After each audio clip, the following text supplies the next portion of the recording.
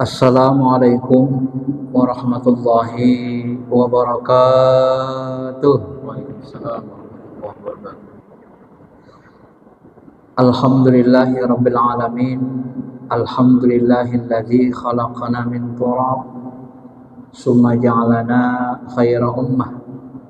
Asyhadu an la ilaha illallah wahdah la syarika lah. Asyhadu anna Muhammadan abduhu wa rasuluh alladzi la nabiyya ba'dah. Allahumma salli ala habibina syafi'ina Muhammadin wa ala alihi wa sahbihi ajma'in amma ba'd. Ma'asyiral muslimin, jamaah salat zuhur yang dirahmati Allah Subhanahu wa taala. Hari ini kita akan mengkaji faslun fi haddil khamri, pada bagian had atau hukuman bagi peminum keras. Dalam konteks hari ini termasuk narkoba dan segala sesuatu zat adiktif yang membuat akal kita rusak. Beliau mengatakan, wa man syariba khamran aw syaraban muskiran, siapa saja yang meminum khamar, ya dulu namanya khamar, atau meminum muskiran, sesuatu yang membuat kita mabuk itu atau hilang akal, maka dia dihad arba'in, maka dipukul. Hadnya adalah dipukul, dicambuk pakai, zaman Nabi pakai pelepah korma sebanyak 40 kali. Ini berdasarkan hadis sahih. Walaupun nanti di masa Umar beliau menambahnya menjadi 80 kali, disebabkan semakin bermudah-mudah orang minum khamar sesudah Nabi wafat dan Abu Bakar wafat. Ma'asyiral muslimin, Bapak Ibu yang dirahmati Allah, salah satu ciri dosa besar, dia punya hukuman di dunia. Nah, seperti minum khamar, ini ada hadnya. Berzina ada rajam, termasuk membunuh dihukum qisas. Ini ciri-ciri dosa besar. Hukumannya bukan hanya di akhirat, tapi di dunia juga ada. Ya. Nah, minum khamar ini termasuk dosa besar. Kenapa dia termasuk dosa besar? Salah satu hikmahnya adalah karena minum khamar ini merusak akal. Nanti jelaskan di sini. Ya. Karena minum khamar ini merusak akal, dan secara naluri seluruh manusia itu, seluruh agama melarang manusia merusak akalnya, gitu ya. Nah, ini bahagian dari hak asasi ya. Imam Asy-Syatibi menyebut ada 5 hal yang doruri. Yang doruri itu yang sangat penting, sangat pokok gitu ya, yang dijaga agama Islam. Islam hadir menjaga 5 yang pokok. Yang pertama agama, maka orang yang murtad itu kalau zaman Nabi dihukum bunuh disebabkan mereka akan berkhianat, membocorkan kekuatan pasukan Nabi. Ya, kalau sekarang dihukum ta'jir. Ya. Kemudian menjaga nafs jiwa, maka Allah melarang membunuh. Kemudian menjaga nasal turunan, maka Allah memerintahkan kita nikah dan mengharamkan zina, karena zina itu merusak turunan. Karena anak zina itu bercampur dengan anak yang halal, orang tuanya tidak sah ya, istilahnya menyusup ke keluarga orang lain sehingga merusak keturunan, merusak tali darah. Yang keempat adalah harta, maka kita disuruh mencari nafkah yang halal dan diharamkan mencuri, yang mencuri potong tangan. Baru yang ketiga menjaga akal, ini khamar, maka diharamkan minum khamar. Jadi ada 5 yang paling doruri. Maka merusak yang 5 ini adalah amalan atau perbuatan dosa besar. Apa hukumannya? Dita'zir. Hukumannya dihad, dicambuk sebanyak 40 kali.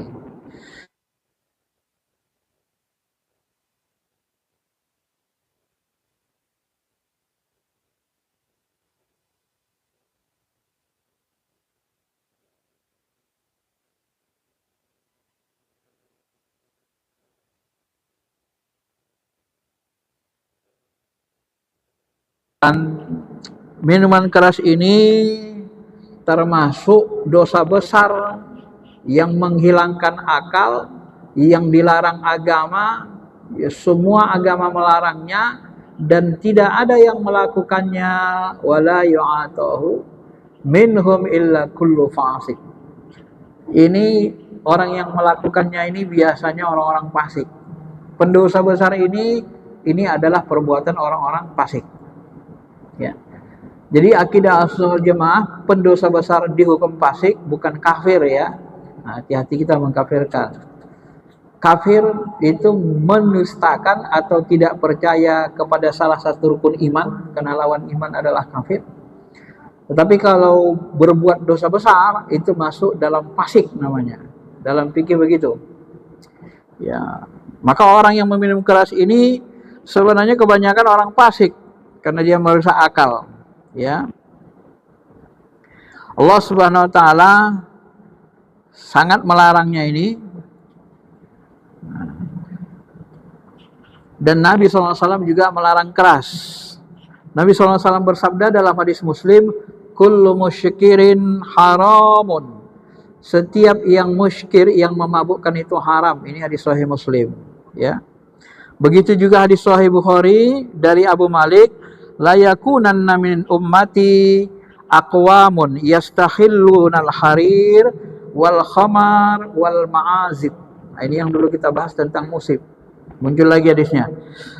Kelak akan benar-benar dari umatku ada kaum yang menghalalkan sutra, pakai sutra, kemudian menghalalkan khamar dan juga menghalalkan alat-alat musik.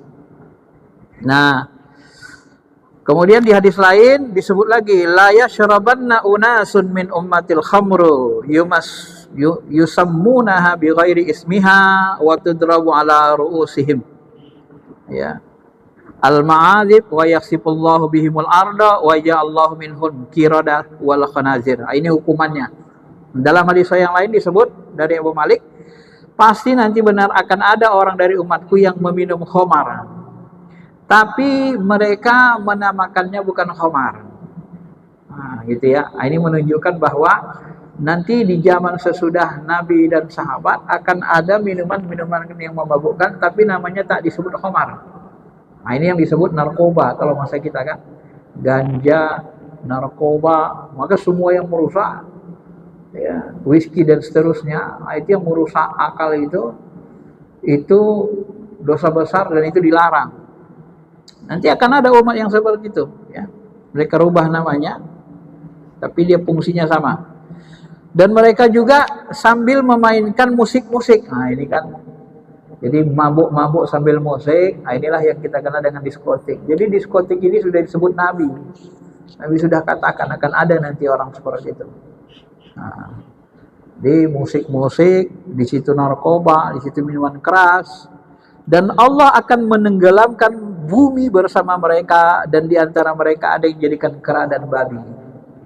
Nah, yang tak punya akal itu kan Pak binatang. Kera, babi, nah itu tak punya akal. Di manusia ini udah dikasih akal. Bodoh ya? Bodoh kan? Padahal harga akal mahal. Ya. Padahal dia kalau gila, nggak dihargai orang. Nggak ada orang yang menghargai dia kan kalau sudah gila. Siapa yang menghargai kita kalau kita gila? Nggak ada. Nah, begitu dikasih akal malah dirusak pakai minuman khamar, bukan narkoba. Maka orang seperti ini nanti kata Nabi SAW mereka akan dikutuk menjadi kera dan babi. Kenapa dikutuk menjadi kera dan babi? Karena yang tak bisa dilarang diatur itu salah satunya kera dan yang keduanya adalah babi. Babi itu cenderung menyerodok saja, menghalalkan segala yang haram. Nah, dari sinilah nanti dipahami oleh sebagian ulama ahli spiritual bahwasanya manusia ini ada nanti yang matinya dikutuk jadi babi, jadi kera gitu. Bukan hanya mereka yang di zaman Nabi Musa jadi babi, jadi kera, khanazir, tetapi juga orang Islam ada, orang fasik. Ya.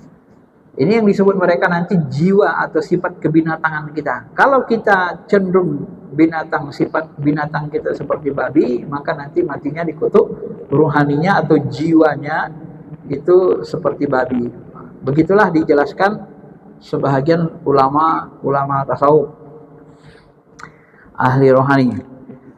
Ma'asyiral muslimin, Bapak Ibu yang dirahmati Allah, al-ma'azif adalah alat musik menurut Zawahiri. Ya. Kata ashab teman-temannya, sari anggur yang kuat yang penuh dengan buih haram berdasarkan ijma ulama. Jadi sari anggur yang kuat penuh dengan buih. Ini anggur ini kan di khamar itu secara dasar maknanya adalah air perasan anggur yang dibusukkan atau difermentasi. Ini asal kata khamar. Kemudian semua makanan yang fungsinya sama dengan khamar, merusak akal, itu juga digolongkan kepada khamar oleh Nabi dan sahabat. Maka minuman seperti ini baik sedikit maupun banyak, ini haram. Nah, sebagaimana dikatakan Nabi SAW, ya, ma askara kasiruhu faqaliluhu haram. Sesuatu yang membuat askar, sesuatu atau barang yang membuat kita mabuk, hilang akal, maka sedikitnya juga haram. Ya, baik banyak, kalau dia diminum buat kita mabuk, memang dia alat untuk memabukkan, kita minum sedikit pun memancing untuk hilang akal, dia juga menjadi haram. Ya. Dan orang yang mengharamkan yang halal, orang yang menghalalkan yang haram, ini akan dihukumi dengan kufur. Ya. Menghalalkan yang haram, dihalalkannya khamar, dihalalkannya narkoba, ini termasuk orang kufur. Ya. Ma'asyiral muslimin, kemudian dalam riwayat An-Nasai disebut naha an qalil ma askara kasiruh. Ini dikuatkan lagi, Nabi melarang yang sedikit dari sesuatu barang yang kalau banyaknya memabukkan. Ya. Yang jadi masalah ini kan, ada yang muncul pertanyaan, kadang-kadang kita menjelaskan khamar ini, bagaimana dengan tape Ustadz, katanya kan. Tape itu kan ada alkoholnya, bisa memabukkan kalau banyak. Nah, dasar tape itu sebenarnya tidak memabukkan. Dia dasarnya adalah makanan pokok dari ubi. Ya, dia tidak memabukkan asalnya. Kalau dimakan terlalu banyak jadi mabuk, ini kan kalau bahasa sederhananya, tape itu bukan alat untuk menghilangkan akal, memabukkan. Dan benda-benda itu banyak sekali yang kalau kita berlebihan memakannya jadi mabuk, jadi oleng. Nah, jadi kadang tumbang kita kan. Nah, orang yang ada gejala gulanya pun terlalu banyak makan gula bisa tumbang kan. Jadi haram juga, gitu kan. Mana boleh, yang halal itu pun tidak boleh dimakan berlebihan, walaupun dia halal. Nah, hadis ini naha an qalil ma askara kasiruh ini adalah hadis-hadis yang sahih, kata Al-Munziri. Ini termasuk sanadnya sanad terbaik dalam bab ini. Maka barang siapa yang meminum sesuatu yang memabukkan sedangkan dia seorang muslim, balik berakal, bebas bertindak, mengetahui barang tersebut memabukkan dan mengetahui haramnya, wajib dia dihukum had. Dihukum dicambuk 40 kali. Nah, boleh dilebihkan, kalau dilebihkan namanya ta'jir. Minimal dia 40 kali, karena Umar dia pukul 80 kali ijtihadnya. Ya. Abdurrahman bin Ja'far pernah mendera Al-Walid di hadapan Utsman dan Ali radhiyallahu anhu.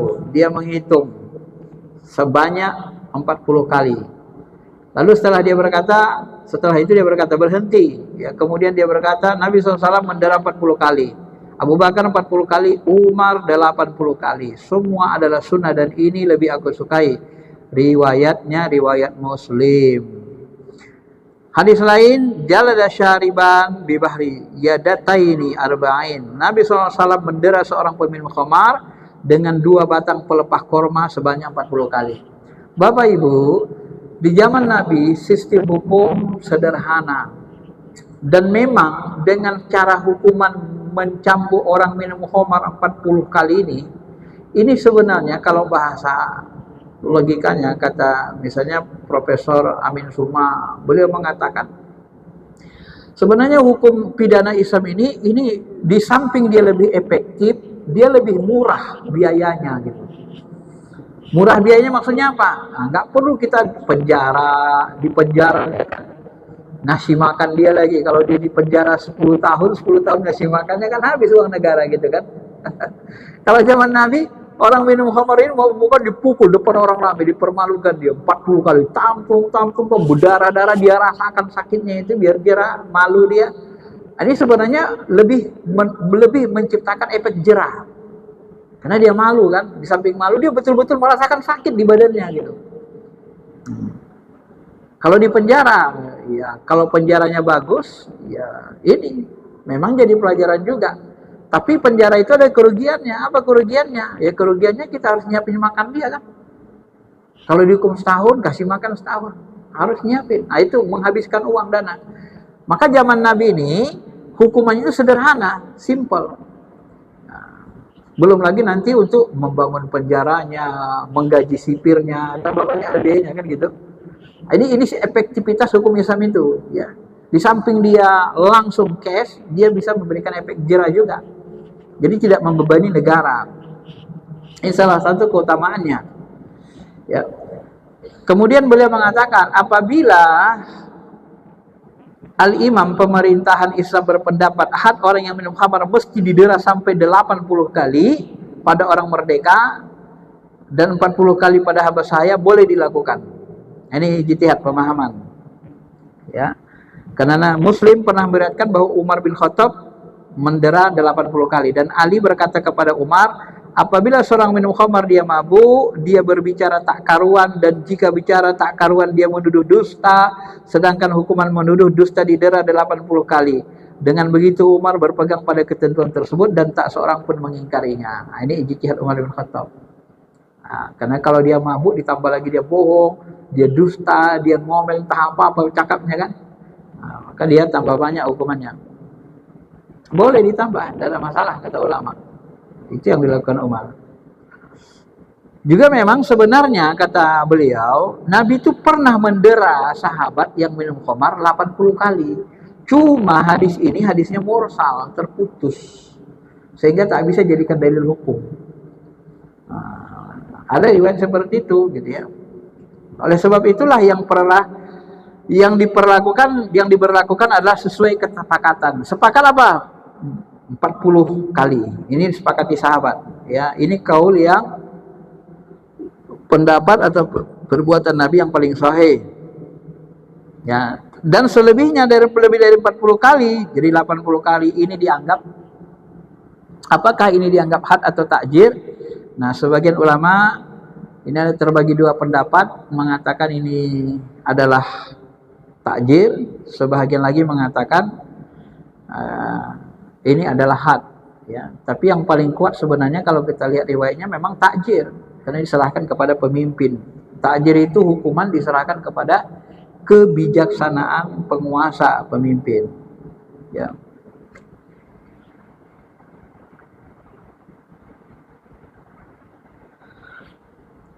Bapak Ibu yang dirahmati Allah Subhanahu wa taala.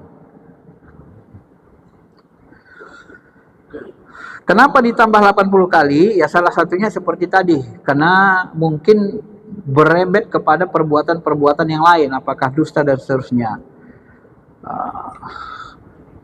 Dalam hal ini kata beliau timbul kemuskilan, ada dilihat kesulitan dari dua segi. Yang pertama, ia hanya takjir dengan syarat diyakini jinayahnya, ya hukuman jinayahnya dengan benar. Sedangkan demikian belum cukup jelas. Kedua, kalau kelebihan itu merupakan takjir, tentu saja boleh lebih dari 80 kali, padahal para ulama melarang lebih dari itu. Nah, cuma sebagian ulama melarang lebih dari 80 kali. Kalau narkoba ini sebenarnya lebih parah dari khamar ya. Apakah bisa dihukum lebih dari 80 kali? Ya. Nah, ini perlu juga dimusyawarahkan ulama. Kalau daya rusaknya lebih kuat dari khamar itu sendiri, ya mungkin boleh-boleh saja kan. Karena dia memang membunuh. Maka ada orang yang kalau bahasa ayat Al-Quran, bahasa fikihnya itu, ketika orang mencuri pertama kali potong tangan kanan, yang kedua potong kaki kiri. Nah, Yang ketiga mencuri, potong tangan kiri. Keempat, potong tangan kaki kanan. Berseling dia. Masih mencuri lagi, udah dibunuh gitu.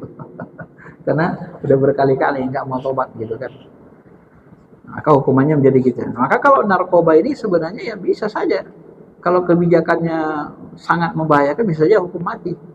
Gitu. Nah, ini tergantung kebijakan pemerintah. Perlu diijtihadkan lagi ya. Kemudian beliau mengatakan had itu, hukuman itu tak boleh dijalankan pada waktu peminumnya sedang mabuk. Jadi kalau lagi mabuk nggak boleh dihukum. Ya, pelaksanaan hukumnya harus dalam keadaan dalam keadaan sadar. Kalau dilaksanakan dalam keadaan mabuk, maka menganggapnya sebagai had ada dua aspek yang juga berlaku, yaitu dalam hal apabila dia dihad di dalam keadaan gila, wallahu a'lam. Nah, maka karena dia masih hilang akalnya, dianggap sebahagian ulama menganggapnya ya seperti tidak sah, karena hukuman itu harus dijalani dalam keadaan sadar. Kemudian Abu Suja berkata, wa yajibu alaihi bi ahadin amrayni bin niyah awil iqrar wa la yakhuddu bil qaid wal istinkah. Dan wajib bagi orang yang meminum khamar salah satu dua hal, yaitu saksi atau pengakuan, dan tidak dihad sebab muntah dan mulutnya berbau khamar. Ya, jadi harus ada saksinya dia minum khamar. Ini gimana orang minum khamar di kamarnya sendiri kan? Mabuk sendiri dia. Makanya ada riwayat-riwayat aneh itu kan, ada ahli-ahli filsafat sebahagian mereka ada yang ya gitu, minuman keras, sehingga dicela ulama-ulama fikih. Kemudian mengenai bentuk pengakuan dan kesaksian, kalau pengakuan dan kesaksian tersebut terinci dengan mengatakan aku minum khamar, atau berkata aku minum apa yang diminum orang lain dan orang lain itu mabuk karenanya, dan aku mengetahui hukumannya lagi atas kemauanku sendiri, maka perkataan tersebut sudah jelas. Kalau omongnya sudah jelas, pengakuannya, maka dia harus dihad, diberikan had. Ya. Yang pokok pada asalnya adalah tidak ada paksaan. Ya. Tak boleh dipaksa. Ya. Ma'asyiral muslimin, Bapak Ibu yang dirahmati Allah. Kemudian berlanjutkan lagi di sini, ya. Kalau yang menyaksikannya merinci, kemudian kalau dia berkata aku minum khamar, katanya dengan jelas, ringkas, dan dua orang memberi kesaksian bahwa dia minum khamar tanpa menjelaskan pengetahuannya, dan yang minum itu adalah atas kehendak sendiri, ada dua wajah, dua pendapat. Pertama, tidak dihad karena kemungkinan yang minum tidak tahu bahwa yang diminumnya itu adalah khamar, atau mungkin dia dipaksa. Kalau mengenai zina harus dirinci. Demikian halnya mengenai minuman khamar di sini harus dirinci. Dan yang sahih bahwa dia wajib dihad karena dia telah menghubungkan minum kepada khamar yang telah diakuinya sendiri. Nah, jadi dia tetap dihad ya. Kalau dia memberi kesaksian bahwa dia telah minum dan dia dengan kesadaran. Nah, bagaimana kalau dia nggak tahu bahwa itu khamar? Ah, kalau nggak tahu, yang namanya nggak tahu sebenarnya secara fikih pun kalau nggak tahu nggak dihukum kan. Ya. Yang penting maka tidak ada paksaan, dan yang jelas dari keadaan orang yang minum yaitu mengetahui apa yang minumnya sehingga sama dengan pengakuan pembeli. Jadi dia tahu bahwa itu adalah khamar. Kalau dia tidak tahu tentu tidak dihukum dihad. Ya. Kemudian sedikit lagi ditambahkan beliau, memberi kesaksian terhadap pembelian dan tolak tidak diisyaratkan saksi, harus memperlihatkan bahwa pengakuan itu atas kehendak sendiri dan mengetahui bahwa yang diminum itu adalah khamar. Ya, jadi kalau hanya memberi kesaksian terhadap pembelian, dia beli khamar kemarin ya, belum tentu diminumnya, nggak bisa dihad. Karena belum tentu diminumnya, dia beli saja kan.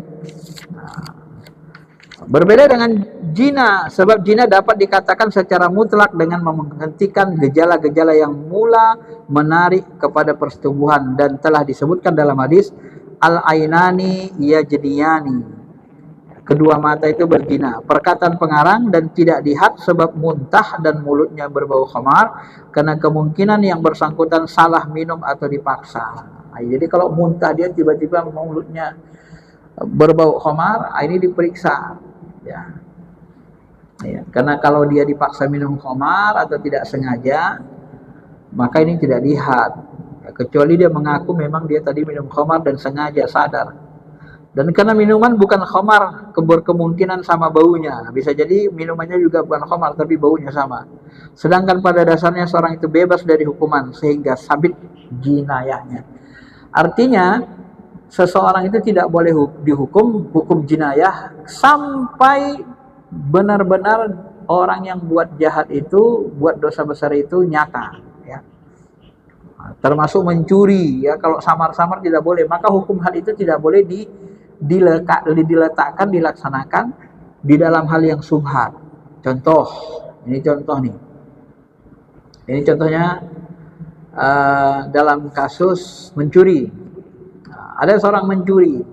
Ketika dia mencuri, ya tiba-tiba ditanya dia, kamu kenapa mencuri? Sama Umar bin Khattab. Anak istriku nggak makan. Ya, anak istriku nggak makan. Kata. Jadi bagaimana? Aku tidak mencuri. Aku cari kerja nggak ada, semuanya nggak ada. Nah, maka Umar bin Khattab waktu itu merasa bersalah. Ya, merasa bersalah, lalu dia tidak berani menghukum had. Kenapa? Ada subhatnya. Subhatnya apa? Subhatnya karena orang ini benar-benar terpaksa. Tak makan anak istrinya udah berhari-hari. Tapi bukan berarti mencuri itu boleh.